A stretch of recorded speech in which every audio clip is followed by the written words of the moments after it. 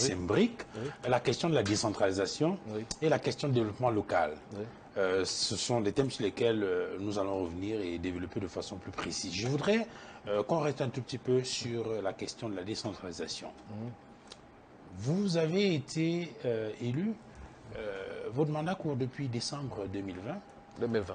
Et est-ce que depuis que vous êtes à la tête du Conseil régional de l'Ouest, est-ce que vous avez le sentiment, en tant que patron de cette structure, que la décentralisation telle qu'elle est pensée par le chef de l'État est véritablement implémentée avec des résultats qui peuvent être palpables?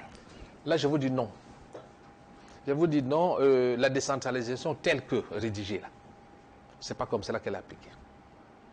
C'est pas appliqué comme ça. C'est vrai, c'est embêtant, mais il faut le dire. À un certain moment, il faut le dire. Ça a été bien pensé, bien conçu, mais au niveau de l'application... Où se trouvent les goulots d'étranglement? À plusieurs niveaux. On sent qu'il y a beaucoup de gens qui ne veulent pas de ça.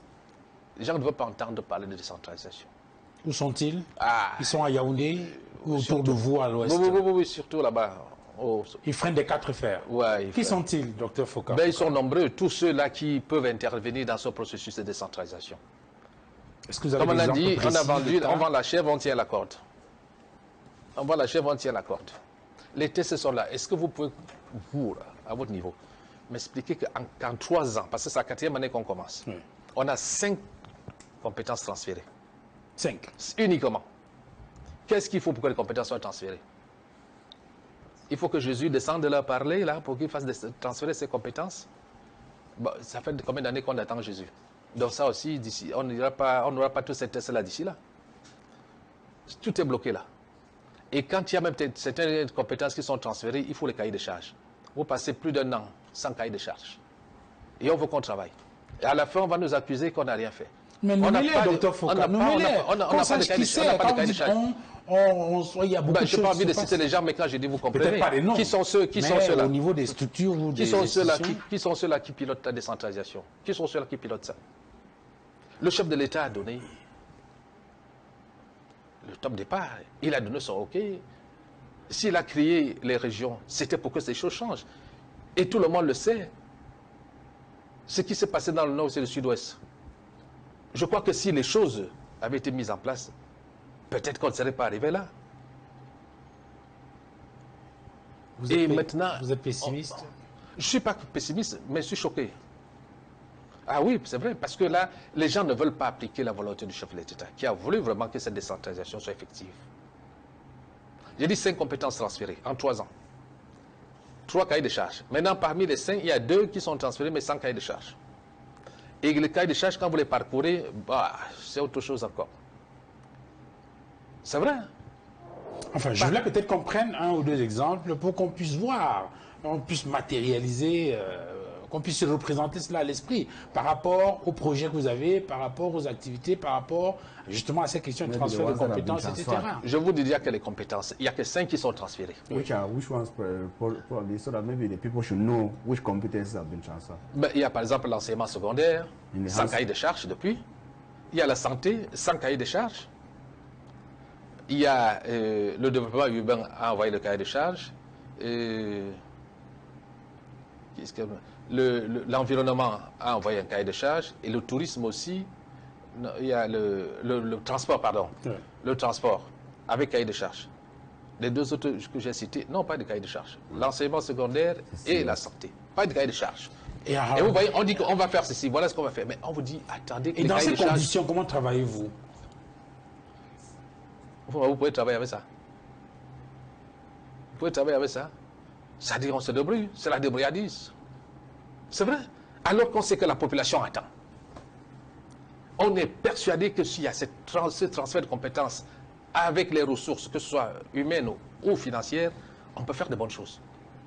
Mais les gens ne veulent pas.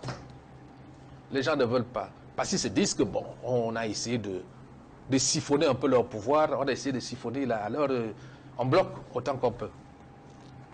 Pourtant, dans 2 ans, votre mandat sera achevé et vous avez certainement des comptes à rendre aux collectivités, je veux dire aux communes, et les conseils municipaux, aux populations. Oui, qui ont également des comptes à rendre aux électeurs qu'ils ont choisis pour... Et ils sont égoïstes, ce n'est pas leur problème. Ce n'est pas leur problème. Mais est-ce que vous avez le sentiment Non, que la c'est pour question... ça que je dis, bon, le chef de l'État devrait prendre quand même...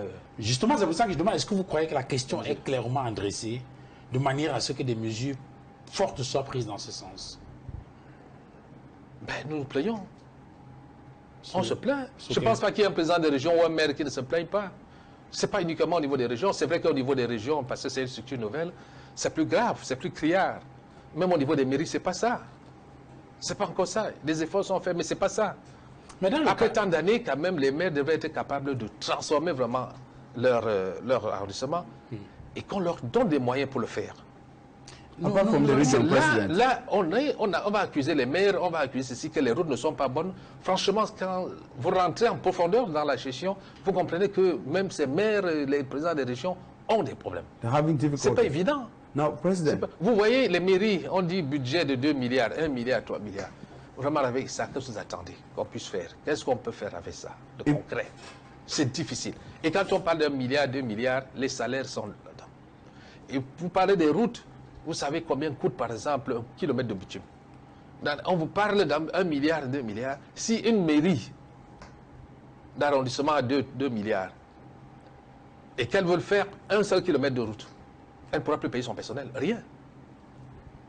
Quand on parle des hôpitaux, là, s'il faut équiper un hôpital, vous savez combien ça coûte son matériel médical? Ça coûte énormément cher. Donc, il est question de revoir les niches pour renflouer un peu les caisses de ces collectivités territoriales décentralisées. On avait parlé de 15%.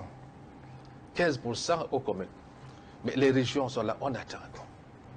Rien. La fiscalité locale qui devrait nous permettre aussi d'avoir un peu plus de moyens, rien.